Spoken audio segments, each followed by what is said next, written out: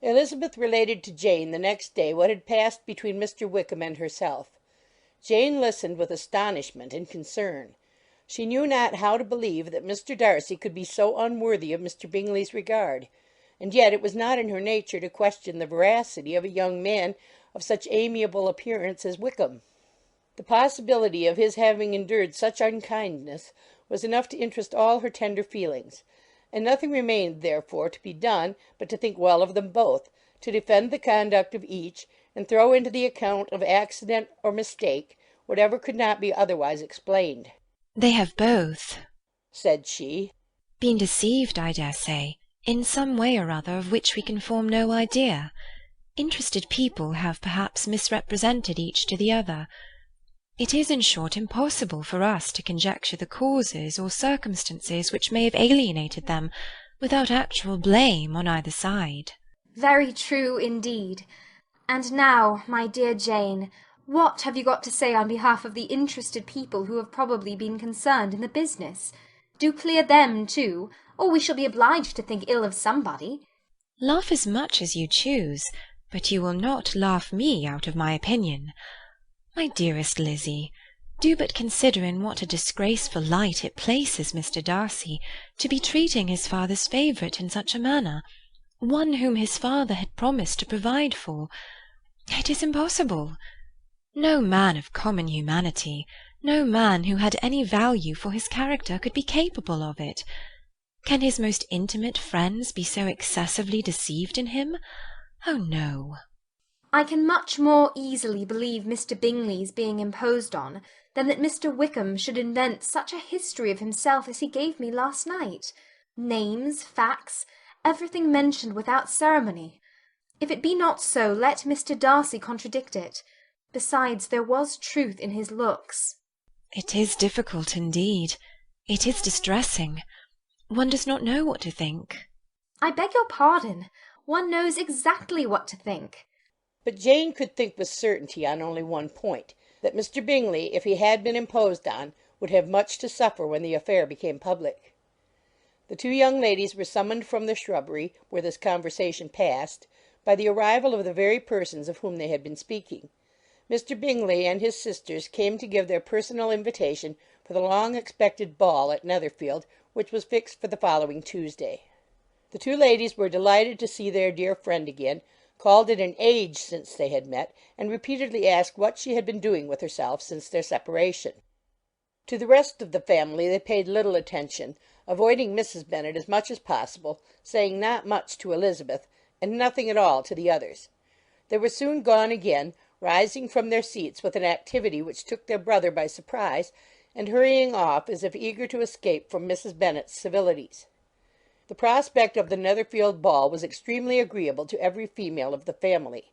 Mrs. Bennet chose to consider it as given in compliment to her eldest daughter, and was particularly flattered by receiving the invitation from Mr. Bingley himself instead of a ceremonious card.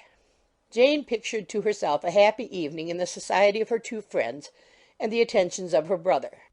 And Elizabeth thought with pleasure of dancing a great deal with Mr. Wickham, and of seeing a confirmation of everything in Mr. Darcy's look and behaviour. The happiness anticipated by Catherine and Lydia depended less on any single event or any particular person, for though they each, like Elizabeth, meant to dance half the evening with Mr. Wickham, he was by no means the only partner who could satisfy them, and a ball was at any rate a ball, and even Mary could assure her family that she had no disinclination for it. "While I can have my mornings to myself," said she, "it is enough. I think it is no sacrifice to join occasionally in evening engagements. Society has claims on us all, and I profess myself one of those who consider intervals of recreation and amusement as desirable for everybody."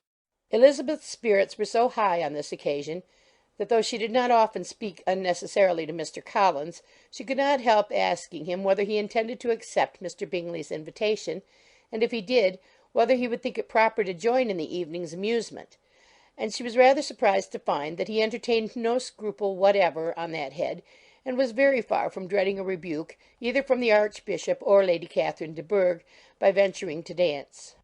"I am by no means of the opinion, I assure you," said he, "that a ball of this kind given by a young man of character to respectable people, can have any evil tendency, and I am so far from objecting to dancing myself, that I shall hope to be honoured with the hands of all my fair cousins in the course of the evening. And I take this opportunity of soliciting yours, Miss Elizabeth, for the two first dances especially, a preference which I trust my cousin Jane will attribute to the right cause, and not to any disrespect for her." Elizabeth felt herself completely taken in. She had fully proposed being engaged by Mr. Wickham for those very dances, and to have Mr. Collins instead! Her liveliness had never been worse timed.